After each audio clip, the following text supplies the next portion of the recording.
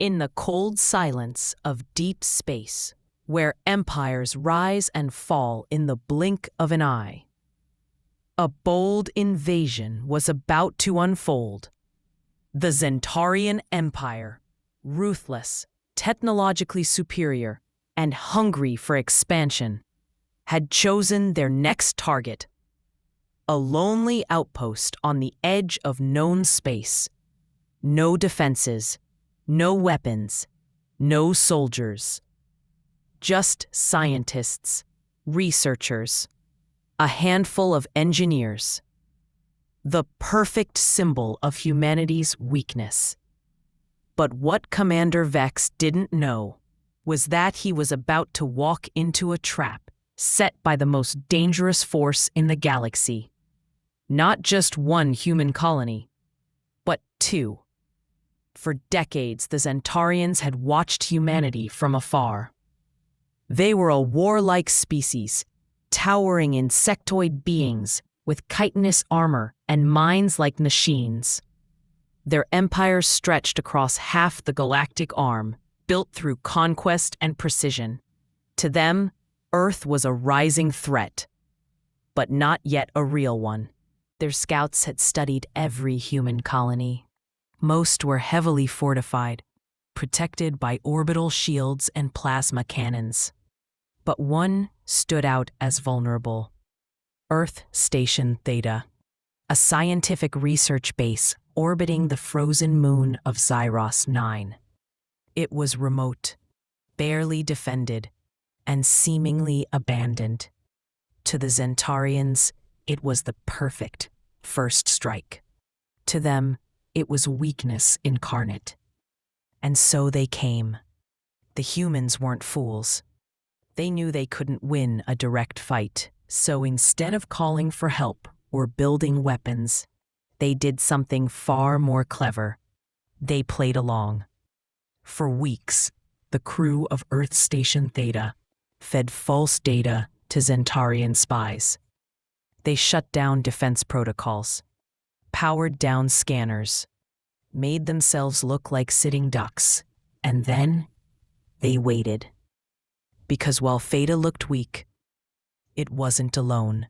It had a sister station, Earth Station Omega, hidden behind the dark side of Zyros 9, unseen, undetected, armed to the T. The Zentarian fleet dropped from hyperspace and began its assault.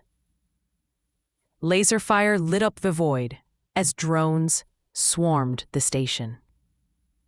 Commander Vex stepped onto the surface of the station, his forces pouring into corridors, once filled with quiet science.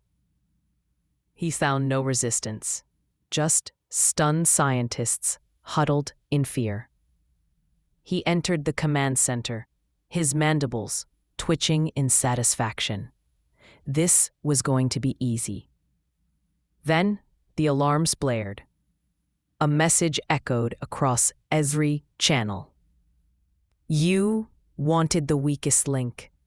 You got played. From the far side of the moon, Earth Station Omega powered up. Its camouflage shields dropped.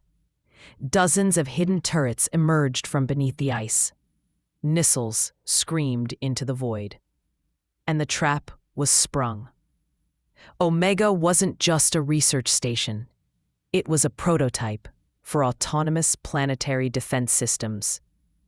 AI-controlled, energy-efficient, and fully armed with experimental weaponry developed in secret. Theta had been bait. Omega was the hammer. Every move the Zentarians made had been predicted. Every troop movement analyzed. Every weakness exploited. And now, Omega wasn't just defending itself. It was hunting. As the battle raged, the invaders realized too late. They hadn't conquered a helpless colony. They'd walked into a battlefield designed to teach the galaxy a lesson. That silence doesn't mean surrender. It means preparation. The Zentarian flagship tried to retreat, but Omega locked onto it with a massive particle cannon. The beam tore through the hull like paper. Commander Vex screamed in rage as his ship exploded in a brilliant flash. The battle was over. The invaders were gone, and humanity had just sent a message to the entire galaxy. They thought we were weak because we didn't fight back. But sometimes the strongest move you can make is to let your enemy walk right into your fist.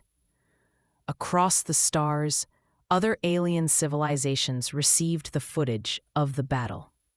Some were awed, others were terrified.